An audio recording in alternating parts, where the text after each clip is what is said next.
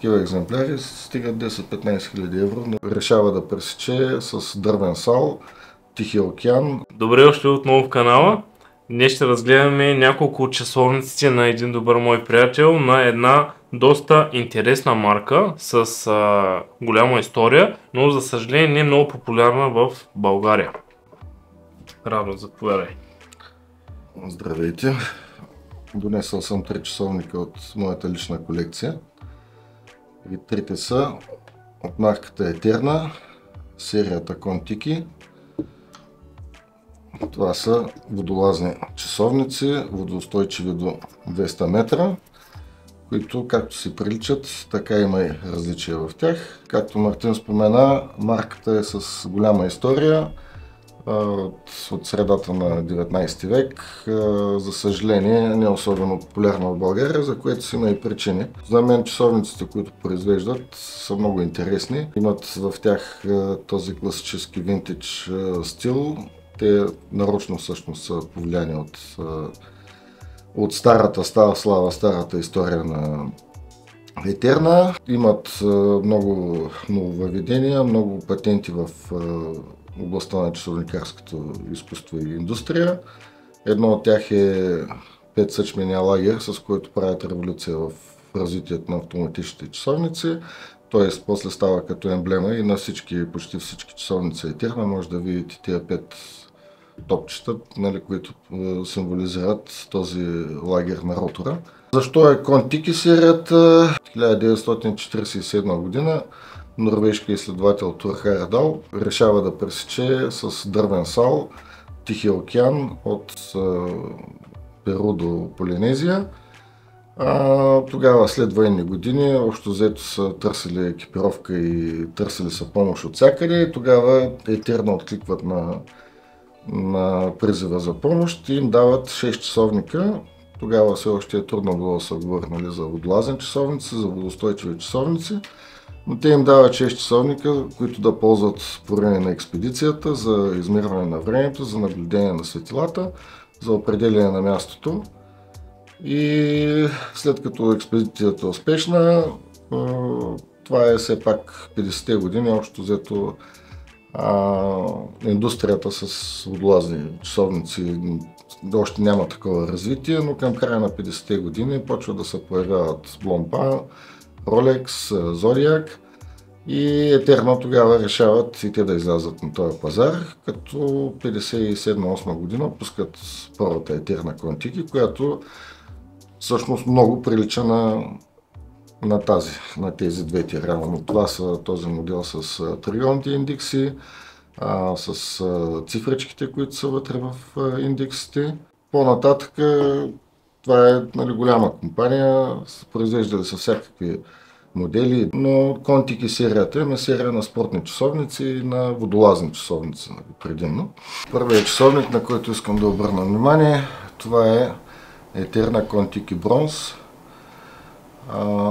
Този е от 2018 година с in-house калибър 39, разработка на Етерна. Каса 44 мм, те всичките са всъщност 44 мм. Доста красив, доста интересен часовник. Може би знаете, там преди около 10 на години много фирми, включително Омега, Радо и други популярни производители, се върнаха към корените си и почнаха да преиздават часовници или повлияни, или почти точни копия на часовниците, които са правили през 60-те години. Тогава всъщност излезе и малко модата на бронзовите часовници, където Етерна доста са се постарали. Всъщност този часовник е почти ремейк, като циферблат, стрелки, безела всъщност, който е разграфен не в минути, както обикновено се разграфяват безелите на водолазните часовници. Този тук е разграфен в метри. Механизма е много красив, много интересен, тяхно производство, in-house. Часовника е лимитирана серия от 300 бройки. Интересна друга история за този часовник е, че този модел е създаден 2017 година и го пускат на панаира в Базел, го показват, като казват, че е лимитирана серия с 300 бройки. Веднага се изкупува още на панаира и реално нали, първото производство от този модел, той въобще не излиза на пазара, не стига до магазините. И на следващата година правят леко изменен, нали, пак е ограничен този, като на първия модел ги няма тези цифри, които са инкрустирани в индексите. На 369 часа. На 369 часа, да. Това е един от любимите ми часовници, един от малкото часовници, които съм влязъл в магазина и директно съм си го купил. Да. Сложил го на ръката си, разбрах, че ще изляза с него. Да, красив, интересен часовник, бронза е, може би, пробвал съм и други бронзови часовници на други фирми и може би един от най-добрите бронзови сплави, които са ползвали е тази Етерна. Да. Много бавно патинира и много равномерно и не цапа. Да. Много хора се оплакват, че нали, маса проблеми с бронзовите часовници, да. Но наистина е изключително равномерно патиниран и изглежда по-скоро отстрани за човек, може би, който не би разбирал, е, че като естествено състарен предмет с времето, а не нали, нещо, което е на едва няколко години. Нали, в случая 7-8. Другият часовник е много подобен. Това е Етерна Контики Дайвър. Той е по същия начин е вдъхновен. Почти еднакви са като форма на безел, на циферблат, стрелки, индекси. Тук вече говорим за нелимитиран часовник, който е по-скоро ежедневен, доста удобен, с много по-тънка каса. Чудесен часовник. Калибър е Селита 200. Това, което нали, е смешното в случая, че да довърша малко историята на Етерна, тя като повечето швейцарски компании преживява доста трудно кризата от 70-те години на шествието на японските ефтини часовници. След това всъщност Swatch Group купуват ЕТА и започват нали, да произвеждат механизмите вече под шапката на Swatch Group. Етерна няколко пъти сменя собственика си, беше собственост на Porsche Group, правиха Porsche дизайн часовниците по време. Да. В момента са собственост на хонконгски холдинг. Но всъщност заради това, че Етерна остава извън Swatch Group, те не може да ползва след като Swatch спряха да продават ета движения на външни компании, се наложи Етерна да взема от Селита, което нали, е смешното. В смисъл смешно е от гледна точка, нали, той е разработен 28-24, т.е. си разработка на Етерна. Да. Но те реално нали, вече не могат да го ползват. Не могат да ползват. Какъвто е случай с този часовник, той е по-различен, защото той си е 28-24.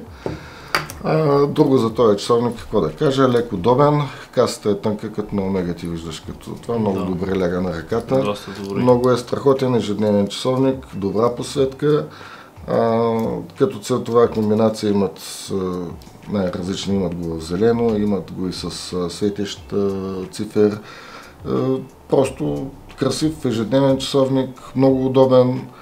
И за парите си просто е чудесно падение. С доста добро изразено присъствие на ръката със сигурност. Наистина начинът, по който стои на ръката отстрани изглежда доста добре и може би антирефлекса помага също за това, защото маркерите, които са типични в случая за марката триъгълници на 12, 3, 6 и 9 часа изпъкват доста. Като това съм го забелязал още от едно време, когато се използваха Етерна, все още ета механизмите, имаха един доста интересен ношумял из България Етерна кончики с 120 метра резерв, който беше четвърта стрелка, беше или GMT стрелка, или датник беше. Не знам дали помня. Форхенд се водеше 400. Да, точно така. Имаше бял и черен циферблат.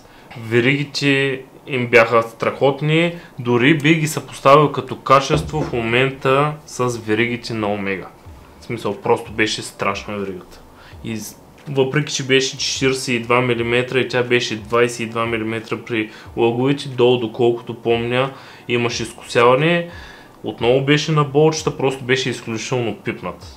Последният часовник, за който искам да ви покажа, той е пак лимитирана серия. Това е така наречената Етерна Контики 1973. Защо е 1973 година? Този часовник е разработен за специалната част на израелските въоръжени сили и първото производство е изключително за тях. Доста по-късно ги пускат в производство, ги пускат в продажбата на граждански лица по магазините. Това е вече друг тип часовник. Това пак е водолазен часовник, 200 метра устойчивост, но тук говорим вече за категорията Tool Watch. Това е часовник, който е създаден с определена цел. Тук, както в тия часовници, са, освен функционалност, се гледа за красота, за естетика, за удобство. Абсолютно. И така нататък. Докато тук този часовник, той е направен за да върши работа. Да е тежък, да е здрав за военни цели. И тук интересното при него е, че минутната стрелка и секундната са по-ярко изразени, отколкото часовата стрелка. Реално, когато се водят такива бойни действия, тайни операции и така нататък, където бързината е много важна, всъщност часа не е толкова значение, колкото секундите и минутите. Всъщност най-малката стрелка е часовата. Да. Като го взех, началото ми беше, трябваше ми време да свикна, за да разбера всъщност колко е часа. Да. Защото минутната стрелка, тя е реално най-важната, най-светещата. Часовника е водолазен, той е за такива, участва в много операции. В момента даже все още има такива, които са маркирани с IDF, че са били в Министерството на отбраната на Израел и запазени такива екземпляри стигат 10-15 хиляди евро, които са оригинални от въоръжените сили. Той е часовник, мисля, че някъде около 2014 или 2015 пуснаха ограничена серия, който е почти едно към едно ремейк на този оригиналния, който е бил, и той е с 28-24, ета 28-24, по същия начин разположение на стрелки, изобщо е едно към едно с този часовник, който е бил произведен в 1973 година. Пуснаха го в ограничена серия от 1973 бройки. И повече не са го преиздавали, не са го пускали. Интересен часовник, но пак казвам, това е вече в категорията Tool Watch. Той е просто такъв, изглежда леко груб, няма особени заигравки, няма браш, няма виждаш касата, всичко е полирано, просто е военен продукт, както се казва, и е направен да върши работа, да служи.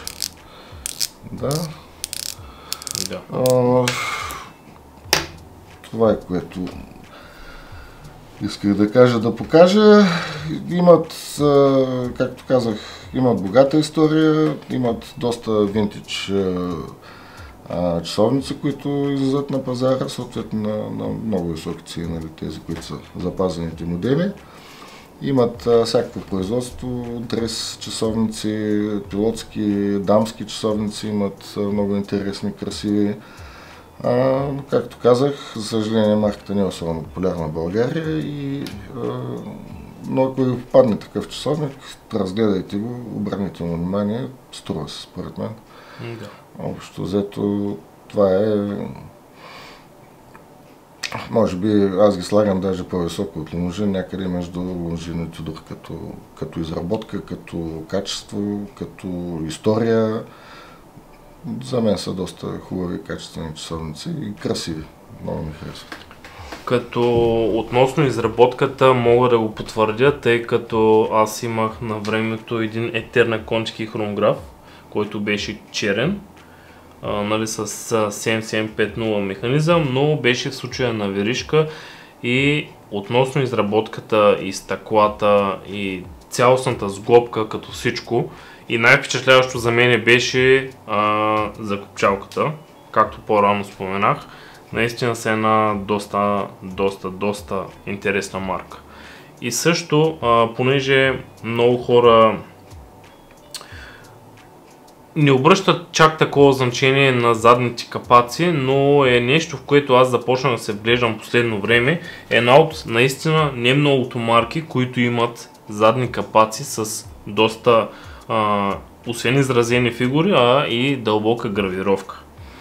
Това е всъщност този Сал Контики, с който откъдето идва името на серията. Нали, това е стилизирано все едно изображение на Сала, с който са пресекли Тихия океан.